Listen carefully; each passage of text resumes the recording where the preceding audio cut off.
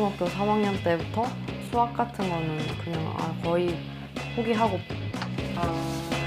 고등학교 1학년 거는 잘 못할 것 같아요. 이제 1학년 내용을 좀 정확하게 알아야 될 필요성이 있다.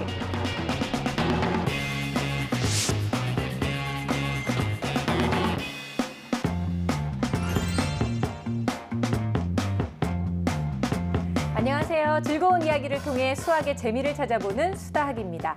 요즘 학부모님들과 아이들 사이에서 정말 많은 사랑을 받고 있는 수학을 알려줄게.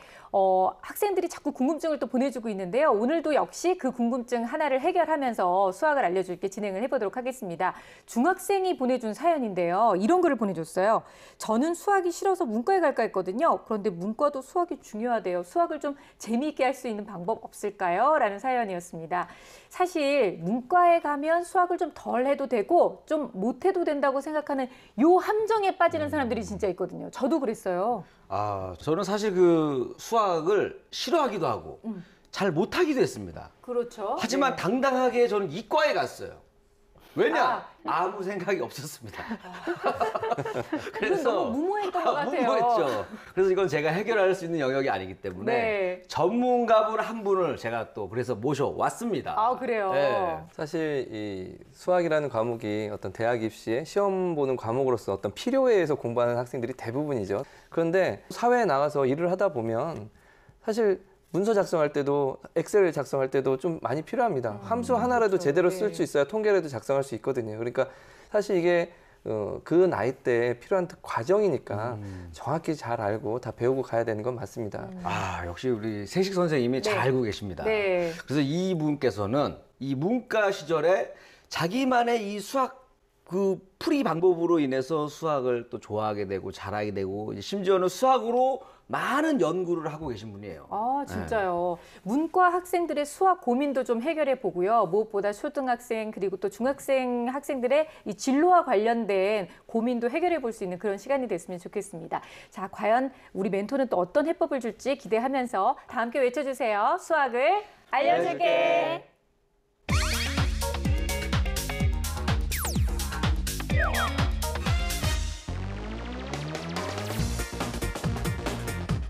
나는 문과니까 수학 어려워. 그 생각부터 바꿔야 된다는 것 같아요. 문과로서의 장점을 살린다면 더 쉽게 배울 수 있을 겁니다.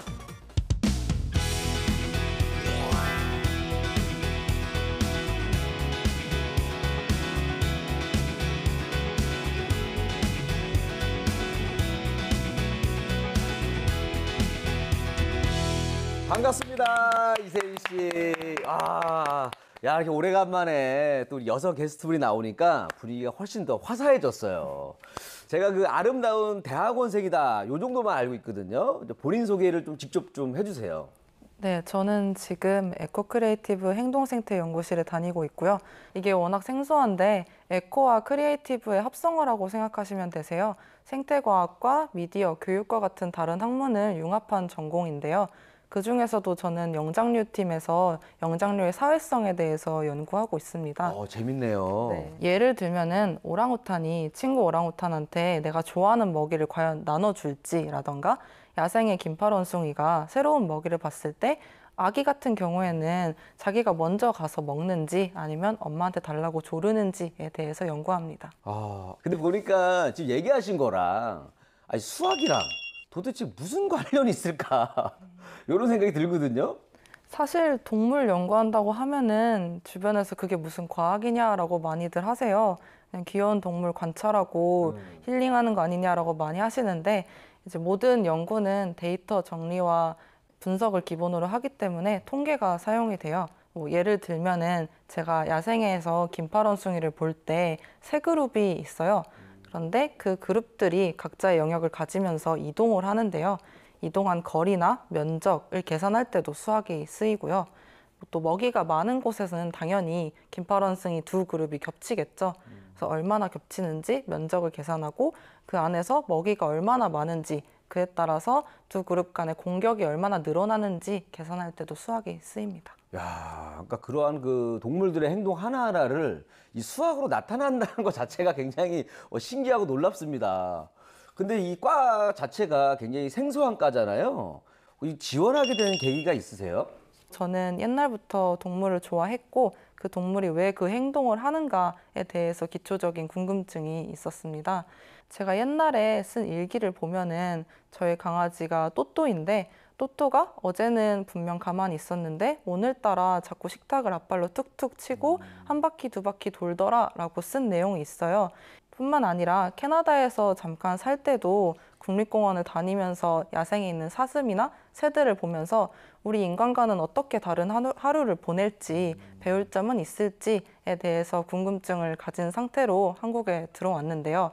안타깝게도 한국에는 동물의 행동을 순수하게 연구하는 학부가 거의 없었어요. 아, 없었어요. 네, 거의 없어요. 대부분 실험하거나 수의학이 많고요. 그래서 저는 약간 큰 그림을 그리고 지금 다니는 대학원의 대학교에 불어불문학과로 진학하게 되었습니다. 아니 기껏 그 동물 생태 얘기 한참 하시다가 불어불문과를 가셨다고 하는데 네. 뭐 동물들이 불어를 잘 알아들어서 가신 건 아닐 거고 그렇죠. 왜 가신 거예요? 이게 제가 불어를 좋아한 것도 있는데 사실은 제가 다니던 대학의 대학원에는 동물 행동을 연구하는 연구실이 있었어요.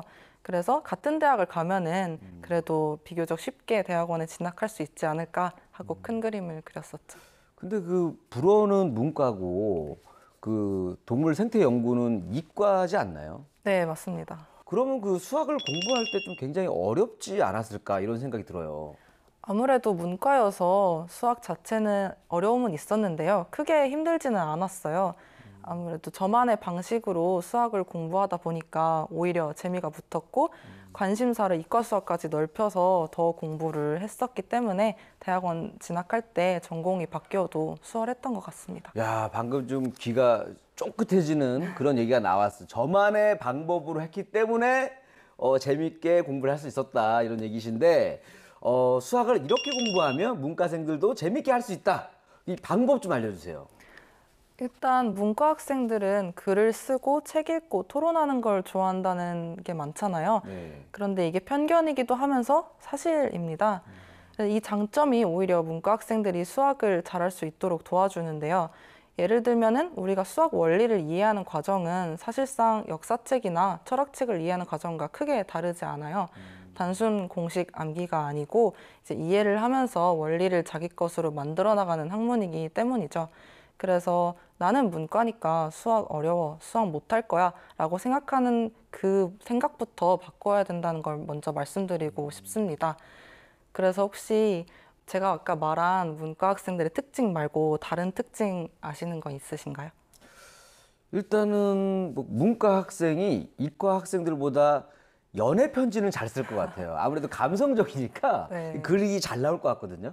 그래서 아마 저도 연애를 잘했던 것 같은데요. 아, 그렇구나. 네. 이러한 장점을 살리면은 수학 공부에도 굉장히 도움이 됩니다. 러브레터를 쓰다시피 수학의 원리를 정리를 하고 요점을 전달하는 과정이 매우 중요한데요. 저 역시 그 방법으로 3단계 학습법을 진행을 했었어요. 그래서 우선 1단계는 1차 정리본 만들기입니다. 시중에서 이미 유명하게 나와 있는 기본 원리서를 구매하셔서 기본 원리를 쭉 정리를 하는 거예요. 근데 여기서 매우 중요한 거는 한 페이지에 원리가 3개 이상 들어가면 안 돼요. 왜요? 왜냐하면은 나중에 자기가 문제를 풀면은 모르던 원리가 나오거나 내가 잘못 알고 있던 원리가 나오는 경우가 굉장히 많아요. 그럴 때 바로바로 해당 원리 밑에 추가할 수 있도록 공백을 두는 게 굉장히 중요합니다. 또 두 번째 방법도 있나요? 두 번째는 문제집 노트 만들기입니다. 시중에 나와 있는 문제집을 풀면서 이제 틀린 문제와 맞힌 문제를 적는 게 굉장히 중요한데요. 아, 맞췄는데도? 네, 맞췄는데도 왜요? 만들어야 돼요. 왜냐하면은 내가 아무리 맞았다고 하더라도 내가 원리를 잘못 안 채로 맞을 수도 있고요. 아니면은 헷갈렸는데 어물쩍 넘어가다가 어쩌다 맞힌 경우도 굉장히 많아요. 그럴 경우에는 해설집을 보고 원래 원리가 무엇이었는지 확인한 다음에 1차 정리본에 적어야 되고요. 그리고 많이들 하는 오답노트 같은 경우에는 제 비법이 하나 더 있는데요. 틀렸던 전 과정과 수정한 전 풀이 과정을 비교하는 겁니다. 비교할 때에는 내가 어느 부분에서 틀렸는지 마카로 형광색을 칠해주시면 굉장히 좋아요. 사람은 항상 비슷한 부분에서 실수를 하기 때문에 아무래도 그렇게 모아놓으면은 내가 계산 실수를 자주 하는지 아니면은 특정 원리를 자꾸 틀리는지 알 수 있습니다. 본인의 스타일도 엄청나게 분석을 이렇게 하시네요. 그렇죠. 자, 마지막 방법도 하나 알려주세요. 네, 마지막은 정말 중요한데요. 앞선 1, 2단계를 하고 나면은 어느 정도 데이터가 쌓여 있습니다. 그럴 경우에는 단권화를 하는 게 중요한데요. 단권화라는 거는 우리가 사실 바쁘게 다니다 보니까 노트를 두고 오는 경우가 많아요. 그러면은 노트 없으니까 그냥 친구 거 빌려서 써야지 하거나 A4 이면지에 대충 그날 공부했던 걸 쓰는 경우가 많은데요. 그럴 경우에는 바로 그날 집에 가서 자기가 원래 정리하던 노트에 옮겨 적는 게 매우 중요합니다. 마치 나만의 수학 정리집을 만든다는 생각을 하시면 되는데요. 우리가 누군가를 짝사랑할 때도 그 사람은 탕수육 먹을 때 부먹이지 이렇게 사소한 것 하나하나 적듯이 수학 원리집을 보면은 이 수학 원리에서는 뭐였지 하고 바로바로 찾을 수 있도록 한 권으로 만드는 게 매우 중요합니다. 그래서 단권화가 굉장히 중요하다. 네, 그렇죠. 근데 우리 그 문과생들이 보니까 그 또 얘기하는 걸 굉장히 좋아하잖아요. 토론하고 이런 걸 좋아하는데 또 이런 걸 좀 잘 활용하는 방법도 없을까요? 당연히 원리를 이해한 다음에는 친구들이랑 얘기하는 게 좋은 과정이죠. 저 같은 경우에는 친구가 아니라 수학 선생님과 토론을 많이 했었어요. 아니, 수학 선생님하고 토론이 돼요? 무슨 토론을 하세요? 저 같은 경우에는 동물에 관심이 많았기 때문에 동물을 이용해서 이제 수학에 대해서 얘기를 했었거든요. 예를 들면은 앨런 튜링이라는 수학자가 동물의 몸 무늬가 왜 나타나는지에 대해서 수학 공식으로 풀었었어요. 그래서 저는 그 사람이 어쩌다가 동물 몸 무늬에 관심을 가지게 됐는지 그 수식은 뭐 멜라닌 색소 농도에 따른 건데 왜 하필 멜라닌 색소 농도인지에 대해서 토론을 많이 했었고요. 이런 방식을 부모님들 같은 경우에는 아이들 이제 수학여행이나 여름방학 되면 많이 놀러 가잖아요. 석굴암 같은 데 가서 동상 보면서 어떻게 저렇게 균형 잡혀 있는지 비와 비율에 대해서 한번 토론해 보시고 아이가 충분히 학습할 수 있도록 도와주시면은 오히려 긍정적인 수학 토론이 될 것 같습니다. 야, 그러니까 그렇게 공부하면은 좀 흥미도 생기고 또 재미있을 것 같아요. 또 그렇게 배운 원리는 절대 안 잊어버릴 것 같아요. 네, 맞습니다. 사실 아직도 기억에 남아 있고요. 정말 그 수학을 잘하기 위해서 많은 노력을 하셨던 것 같아요. 자, 이제 수다 공식 질문을 하나 드리도록 하겠습니다. 우리 친구들한테 이거 하나만은 꼭 알려줘야겠다 하는 거 있으면 알려주세요. 아까 문과 학생들 얘기를 했었잖아요.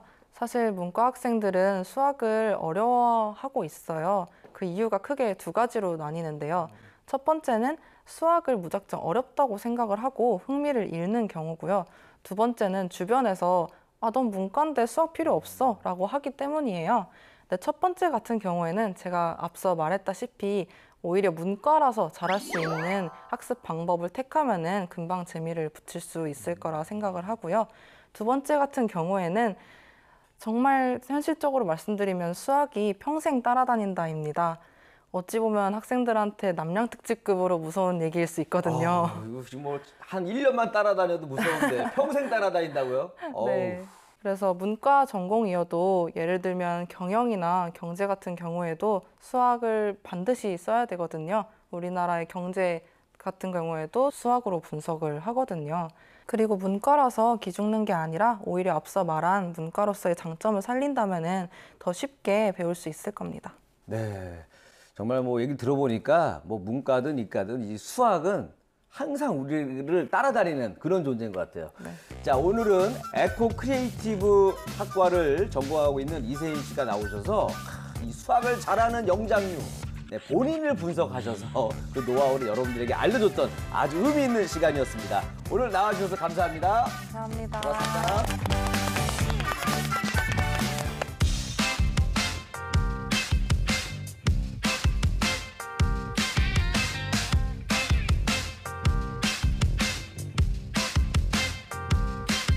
네, 수학을 좀 부담스럽게 느꼈던 학생들에게 얼마든지 수학도 즐겁게 할 수 있다는 것을 보여준 그런 멘토가 아닌가 싶습니다. 사실 우리는요, 글로 표현하는 것을 굉장히 좋아하고 뭐 노트 필기 꼼꼼하게 하는 학생들한테 너는 문과 성향이야 이런 얘기를 굉장히 많이 했는데 오히려 이런 성향이 수학을 하는데도 큰 도움이 된다 이런 얘기인 거잖아요. 그렇죠. 그러니까 이제 앞으로 우리 지승현 씨도 이런 말을 하면 안 돼요. 나는 문과 출신이라 수학하면 머리가 아파. 배도 아프고. 배도 아프고 온몸이 쑤셔 이런 얘기 했는데 네. 이제 그런 얘기 하시면 안 됩니다. 그렇네요. 오히려 문과 출신이기 때문에 유리한 점이 더 많다라는 거 오늘 여러분들 포인트입니다. 그렇죠. 이 문제의 답을 찾아가는 과정이 국어나 사회나 수학이면 별반 다르지는 않아요. 거기다가 수학은 답이 정확하게 정해져 있잖아요. 그러니까 이게 딱 풀었을 때 쾌감이 또 엄청 크고요. 그렇죠. 이제 보면은 뭐 기본서의 내용이나 아니면은 문제집의 내용을 자기만의 방법으로 자기만의 노트에 적었다는 것이 그 한 권 나만의 노트가 생기는 거거든요. 네. 어쨌든 나에게 딱 적합한 방법으로 그런 노트로 공부를 한다는 것은 정말 효율성 있는 방법이기도 해요. 네, 저는 역시 오늘의 멘토는 참 다른 사람이구나라고 느꼈던 게 선생님과 토론을 했대잖아요. 이건 쉽지 않은 것 같아요. 그렇죠.